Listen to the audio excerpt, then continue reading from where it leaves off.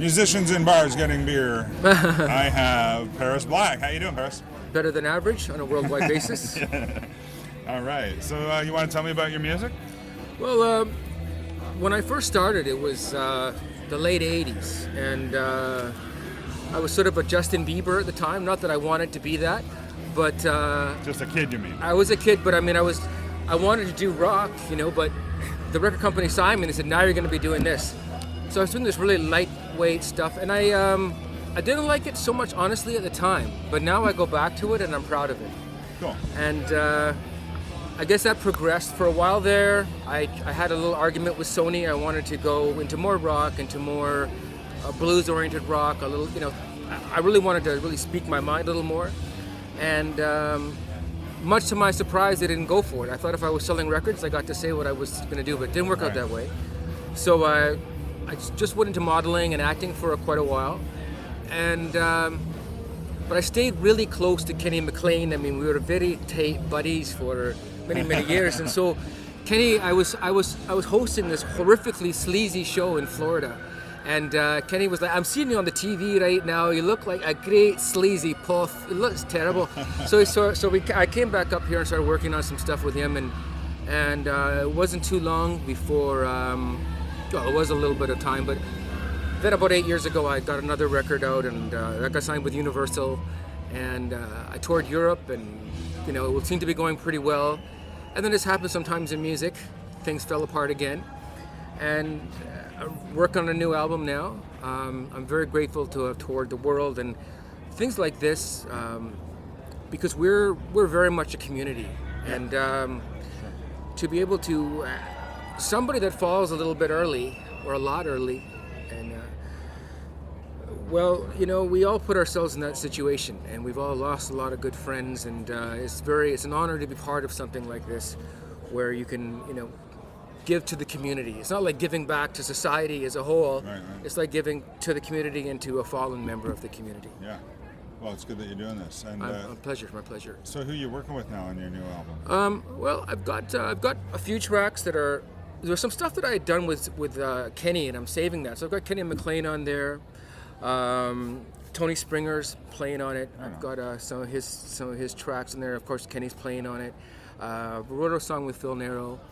I'm pretty happy with the songwriting on it. And Roland rocks now. I've been finishing some songs up with him, and that's. It's a pleasure to work with him. He's just a great guy. Great guy. And Tim Smith, you know, I couldn't really. He's a shredder, and you know, I need a shredder to kick my ass because I'm way too mellow. I'm just such a mellow guy, and you know, we've got Mark Mack on drums tonight, and Buzz Morrow on bass. It's a pleasure to play with these guys. And I think, you know, as you mellow into the business, or as you sort of groove into it, as we get a little more mature, we'll say.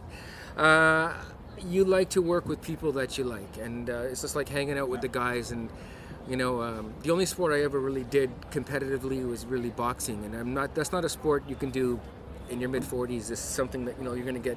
It's not so fun. It's not like playing tennis or something. So instead, hanging around with the guys doing music is fantastic. Yeah. I'm looking to the next record do maybe a little bit. There's some new elements in it. It's going to still be rock, but I'm looking at sort of a more tribal sort of dance thing happening with it as well, because, you know, we're in an age where everybody hears everything now, and you know, myself, I'm listening to more and more dance. I'm listening to, but not, you know, just straight off stupid dance, but, you know, want to say things, you want to sort of connect. You can't help but go out into the club scene and to feel the vibes of everybody. It's a real peace vibe and love that seems to be happening now. Like, you know, we were just a little too young to miss that whole peace and love thing that happened in the 70s. So, you know, it's good to sort of see the kids doing that now, and I love the vibe of them and to be around them, and so I'm trying to connect a little bit with that crowd, and I find that they're coming out to my shows, and they're lining up, man. So it's great. Cool.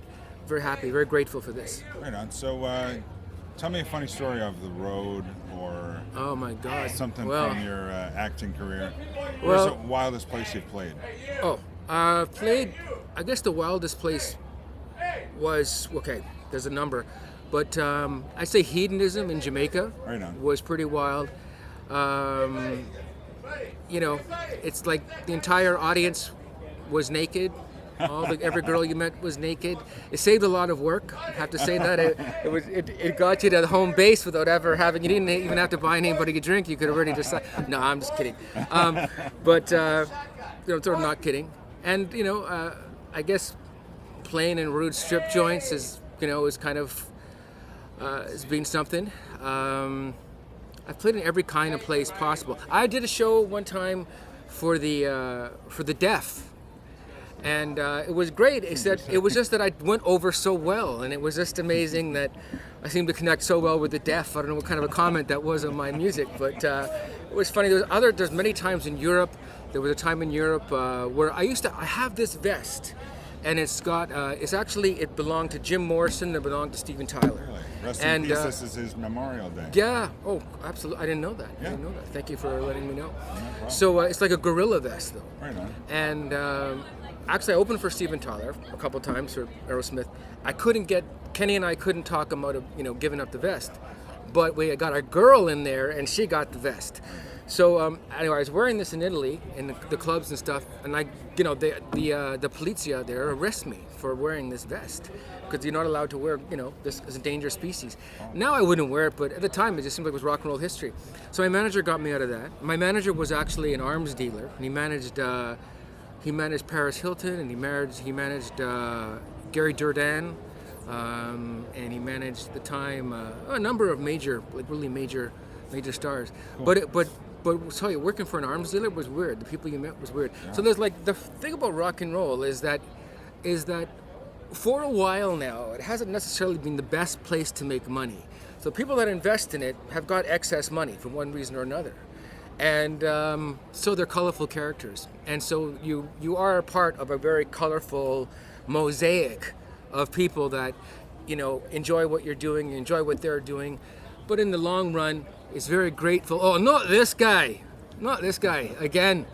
I've known this guy since back in the Gaswork days, man. It's crazy. Hi, my name's Witherspoon. He got me on a joke earlier today. What? No, I didn't. Not at all. I haven't seen him in years. I've loved this guy for years back. Gasworks, having days. He's a rock star. You're going to see. You guys are in for trouble today. He's going to fuck shit up. Okay. You know the joke. You tell him. Oh, no, you could tell the joke. Somebody's getting beers anyways, right? Somebody's getting beers. I got to tell you, honestly, I'm not playing as hard as I did for a while. I've got a different thing I want to do sort of now. It's like seriously, now I feel like I've got answers. Yeah. And I don't know if angry middle-aged men go over that well. So I do, got a slightly different take on these things now. But you want to touch on the acting at all? Well, I've had a lucky acting career. I can say I never really was. That wasn't what I was trying to do. But every now and again, it makes me an offer I can't refuse. Sure. And so for a very long time, I got, when I lost my record deal, I was very lucky to model all over Europe and just, be doing that. And just recently, I was a superhero in a movie, in a new NBC series. Oh my God, it begins with a Q. Oh my God, I can't remember. But you'll see it on my Facebook page, and then I can reference it for you. Okay. So every now and again, something awesome happens. That starts with a Q. So, well, the series, it's like it's a continuation of another series, and basically the character is that I'm a human statue by day, and then somebody comes around and I go and I rescue people and stuff. And no, I didn't expect to get that. And what was cool was about 2 years ago, I was a gladiator in the movie Pompeii. Oh, yeah, Now, unfortunately, I broke my ankle 9 days into it because I had decided that I should be getting. Hey, here's Mark McPherson. Come over, Mark. It's my dear friend Mark. We've played. He's my favorite people in bands and musicians are drummers, and of all the people I've met, and I love the drummers the best. Mark is my favorite drummer. You're in. So he's just an awesome guy. He's gonna kill me now, though. He's gonna squeeze me to death. He's gonna constrict me. Ah! But he's an awesome guy and a great drummer. Just a wonderful, quality human being. And Bill. And just a killer. You're gonna see he's a killer. He's a showman. He's a showman. No, really? Yes, it's gonna be fun. It's gonna be fun. It's gonna be a blast. So, do you want to say anything else before we close? Oh gosh, I mean, I could talk forever. I like the direction things are going. I like. Well, I mean, I've got a new album coming out. Check out my videos. Check out "Take Me Home." Check out "Dirty Kisses" and "Sexy Girl." And there's a few really good songs. But what I'm kind of excited about is that when I was doing the last record, what I had meant to do was to